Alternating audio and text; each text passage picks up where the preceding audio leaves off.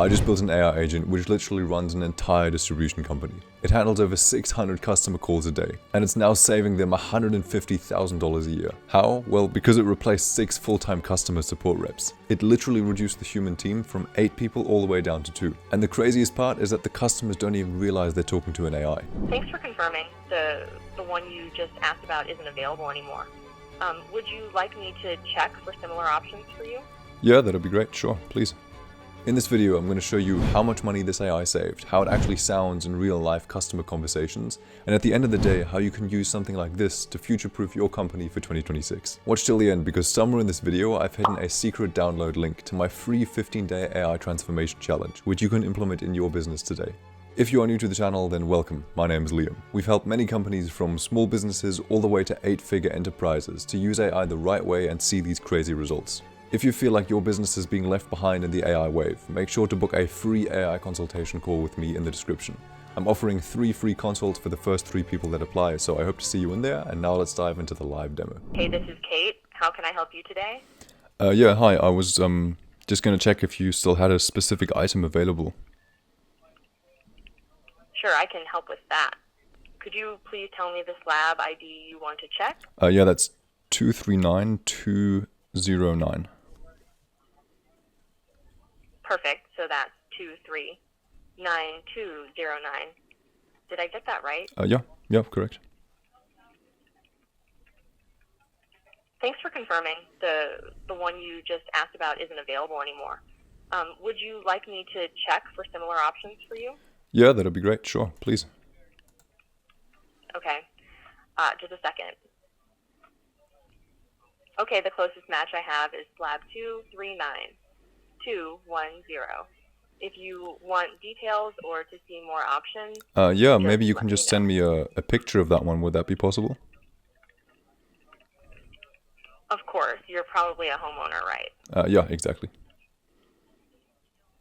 Great. May I have the slab ID just to double check? Yeah, it's just the I second one send that you just this suggested, photo? you know, the similar one. Okay. Perfect. So that's 239210. Did I get that right? Yeah, that's the one, yeah. All right. I'm just sending a text message with a photo. Done. You should get a text with a link to see the photo of slab 239210. 0 inches, just a few seconds. Let me know if you need anything else, okay? Great, well thank you so much. This was super helpful. In which location is that one again? You're like welcome. that slab? Where could I maybe look at that one in person? That would be great. Absolutely. The slab you just asked about, 239210, is available to view in person at our Kernersville location. Okay. Would you like to come by? Yeah, I'd love to. How do I? Perfect. Like when can I come? Maybe tomorrow? Would that be possible? When are you guys open? Great. You can come to our Kernersville location anytime tomorrow. That's Friday, between 9 a.m. and 5 p.m. Just to confirm, you're interested in viewing slab 239210 Amazonite. Is that right? Yeah, exactly. Awesome. Can I have your first name and last name to set up your Yeah, visit, that's please? Liam Parker. Thanks, Liam Parker. Is that correct? Yep, exactly. Thanks, Liam Parker. Did I get that right? Yeah, I think you got it. All right. Let me quickly book that into our system and send you a link. 1 sec. Perfect, Liam Parker. Your appointment to view slab 239210 at our Kernersville location is all set for tomorrow. You'll get a text with a link to pre-register. Just check it and you're good to go. Anything else you need before you head over? No, that's good. Thank you so much. Bye-bye. All right, so there was a lot of things that just happened, but I want to quickly explain. So basically what she did is she was able to check in the live inventory, and I'm going to blur out the company name so that I don't leak any data, but effectively it's able to check in the system if it's available. It offered a suggestion because one slab wasn't available, right? It realized this isn't available, so let me find the next best option.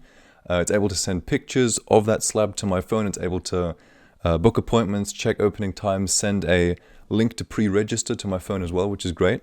And yeah, there's a lot more that this does, which I don't want to show you in this demo because it'll be like a 2-hour long video, but this is very, very cool, right? You can also do a lot more things with this. Let me first of all break down how this works in general terms, and then we can go deeper and deeper into how this works, how much money this saves, and so on. So if you thought that sounded cool, wait for the results. These are absolutely amazing, and as you can see on the screen right here, we have a dashboard.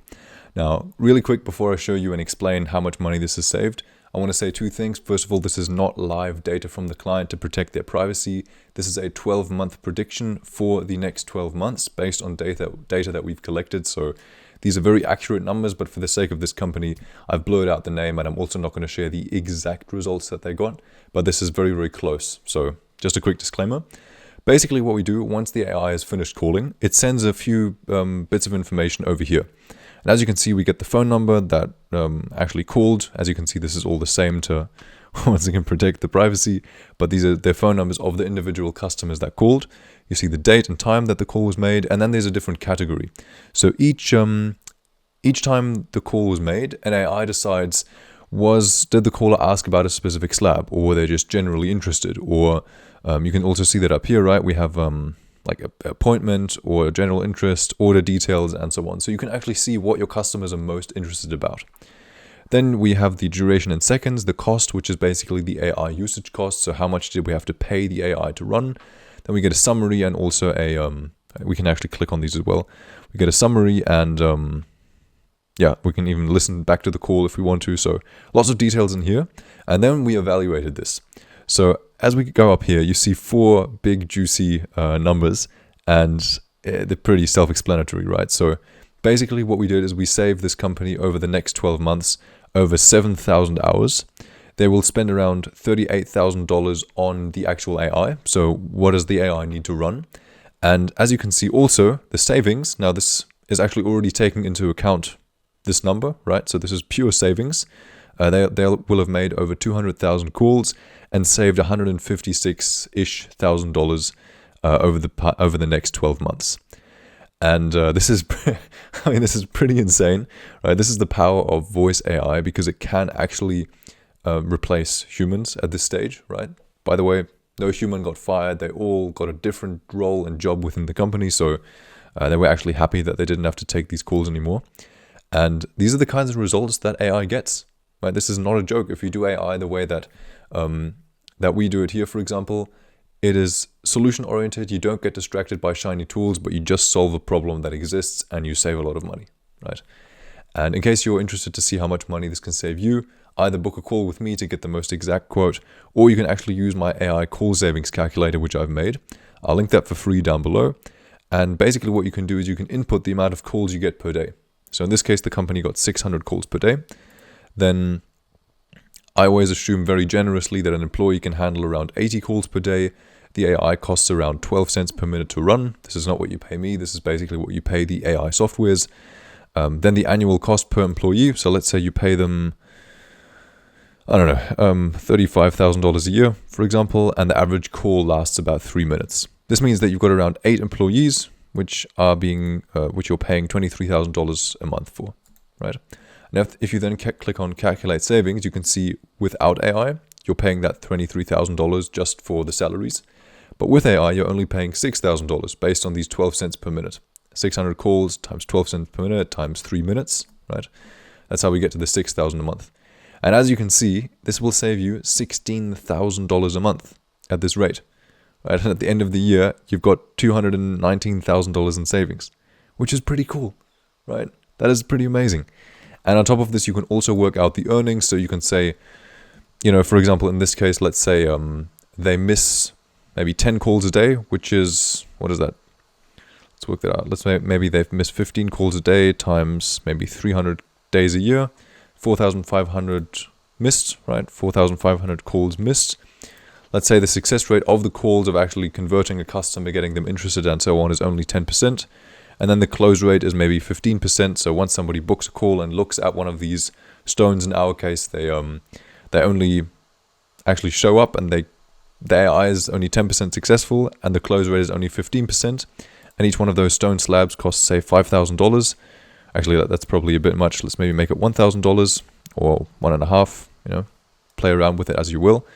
And then you hit generate, which means that you will actually lose around, where is it? Correct, you will get another 68 closed leads per year, which means that per month you get around $8,000 average. And over the year, you're actually losing currently $100,000 just from missing these calls. Right, so if you miss the call, you obviously can't actually book a meeting with the customer, which means that this customer will probably go to a competitor. Right, so in this case, we actually didn't even add that to our calculation here. But the savings are definitely comfortably, very comfortably in the 6-figure range for a solution like this. Right, and yeah, I just like showing people the numbers so that they actually know that this stuff works. It's pretty cool to see it black and white on paper. And now what I'd like to do is explain how it works, right? How does it actually function? So this is a more techie side of the video. If that doesn't interest you, then that's probably the end for the video for you, right? No need to get super technical on all of this, but let me first of all explain it in a maybe simpler way, and then I can go into the prompts and everything else. So we can start here. Basically what we have is we have an AI, right? And this AI can talk on the phone. Now the way we make it talk, I'll explain in a moment. But effectively what this AI has is has access to workflows. Now these workflows are in a software called N8N. And the AI is built on a software called Vappy. And I'll show you both of these in a moment. So there's workflows in N8N and there's an AI in Vappy. Cool, right? And the main principle I want you to understand here is that this AI has access to, in our case, around, what was it, six workflows? 6 or 7 workflows. And they're all connected to the AI. Now, what most people think is, we have an AI, and we're going to give it system access to absolutely everything. We'll let it look through the whole database and check if something's available. We'll look at all the order numbers and see where the specific order is. Right? We'll let it manage the entire calendar to book appointments. That's actually a really bad idea, because AI does make mistakes. It's not 100% perfect, like a human. And if it makes a mistake, people are scared that it might mess up, right? Understandably. So all we do here is we have an AI which speaks and talks, it maintains conversation, it sounds nice, and at the right time, it just clicks a button, right? As far as it's concerned, it can just press a button and then executes a workflow. Now the good thing about workflows is, as you know, they're very fixed, right? It's a workflow, it's step 1, step 2, step 3, and so on. This is in code, right? All of these are in fixed code. And if the AI, for example, says, check this slab, the only thing that it can do is tell this workflow to search for one specific slab for availability. And then this workflow executes and then sends back an answer to the AI. For example, yes, it's available, smiley face. You can tell the customer it's available. And this is how the AIs work, right? This is just a very, very basic overview, that we don't let AI just do everything, but we give it access to a few workflows. And this is why they're so reliable, right? This is why they can actually be used in scenarios like this, because it doesn't really mess up. The worst thing that it does is it maybe misunderstands the slab name and then it searches for the wrong, detail or whatever. But it's nothing catastrophic. Like, it can never just wreck the whole system because it doesn't have full system access. And by giving it more tools and buttons and workflows like this, they can become pretty useful. Because now all the AI has to do is decide, when do I use which like little feature at which time, and how do I maintain conversation with the customer to sound like a human. And now all of a sudden this AI doesn't have that much to do. It just has to make a few little decisions and speak. And this is why we're also not overloading the AI. This is how we reduce hallucinations. And the simpler the task, basically, the more we can outsource into these workflows, the better, because then the AI is always going to be the weak link, right? It's going to be the one that messes up, not the workflows. We want to limit the responsibility that this AI actually has, if that makes sense. Cool. So here we are inside the first software called Vappy. And as I said before, we use 2 softwares, right? We use Vappy for the AI, and then we use N8N, which is all of these workflows that I just described over here. And let me walk you through the setup in Vappy and the N8N workflows as well. So basically in Vappy, what you can do is you can create an assistant, and then you can choose the model first of all. OpenAI 4.1 is fantastic for these models. Then you can give it an opening message where it says, hey, this is Kate, how can I help you today? And then you will go deeper into the prompt. So the prompt here, there's a few things I want to touch on because I won't go into like every phrasing. This takes a long time. I would say about 50% of this build was just working on the prompt and fine-tuning little bits of information, but that gets boring, so let me explain it in a way that might make it interesting for you. First of all, one big thing that we say is you don't know anything or can't help with anything except for what is defined in the prompt and the tool calls. What we're doing here is we're basically telling the AI, you are absolutely stupid, you know nothing, and you only know what's actually afterwards, right, what's in the prompt. And this actually prevents a lot of hallucinations because we limit the access of this, of the model here, 4.1, to any of its previous data, because 4.1 knows pretty much everything, right? It knows all of the internet because that's what it's been trained on. So we're telling it don't access anything except for what you know in here. That's a great way to reset the prompt. Then we basically tell it you're Kate, an AI receptionist for X company, right? You work for X. You're in a voice call interaction. This is the current date. These are the locations that they have and opening times and so on. So just some context of what it actually does and where it works. Then we have the agent roles, which is basically, it's like little instructions for each one of the workflows and the tools that I'm going to show you in a moment. So we basically tell it, for example, for booking appointments, you first ask this question, then this, then you use the opening times tool to check when the opening times are and so on. And basically, I won't go into each one of these, but this is like a step-by-step guide for the AI to know when to execute which workflow. Let me show you an example. So for example, let's go into checking slab availability and location. If the customer asks for a specific slab, ask for the slab ID, repeat it back, and if it's confirmed, then you can use the slab availability tool. Now in the tools section, we have quite a few tools in here, and I'm going to click on the tools over here and go to wherever it is, slab availability tool. So the slab availability tool, we first of all tell it, use this tool to check if the slab is available. And then what we do is we tell it, you can extract parameters like the slab ID. So what we want this to do is look at the conversation and say the customer just asked for the slab ID 12345. And then what we do is we tell that AI, please send that information over here to this workflow. And as you can see, there's a bunch of different workflows, right? We filter them by name. So in here, for example, we have slab availability, right? So this over here receives this slab ID information that the AI sent. Then this switch filter over here decides this is the AI just used the slab availability tool, and then we execute this workflow. And I can't click into any of this because it will reveal data that is company specific, but effectively what we do is use an API call to look into their system and search for one very specific slab. We search for the slab ID that the AI just sent through, and then we send back a response. So if the AI, if this slab is available, then we go up here and we send back something saying, yep, it's available. If it's not available, we send a message back to the AI saying, unfortunately, this is not available. Either way, what we do is we create a record in Airtable and we actually log what the customer asked about. And that way we actually get the data that I showed you before. So after each time it uses the tool, we collect that data to analyze later. And this principle goes for everything, right? So for example, if it uses the send photo tool, there's an instruction in here in the prompt. Let's see, where is it here? Sending photos, ask for the slab ID, repeat it back, and then use the send photo tool. So in this case, what it will do is use this tool, right? This filter decides, perfect, they use the AI used the send photo tool. Then we go up here, we search for the slab in their system, we get the link, then we send an SMS message, and then we respond back to the AI saying, yep, I've just sent the text message, please check your inbox or your messages. And then we also once again save that in Airtable, the interface I showed you before, so that we know how many people asked for a photo.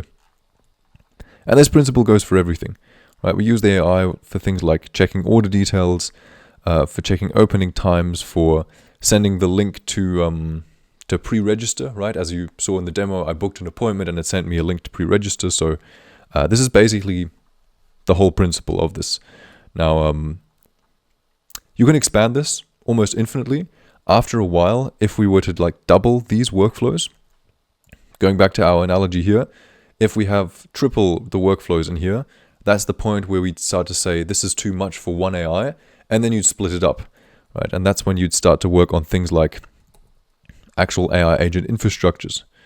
whoops, where we have a whole team of AIs, right? And then we have one AI above everything, which manages these AIs, right? So it can get really, really complex really fast, but for most use cases, one of these is actually enough. And if this feels overwhelming or you just like some, fresh insight, some help, then you're welcome to book a call down below. I'm offering free calls for the first 3 people that sign up. So I hope to see you in there. I hope you learned something new.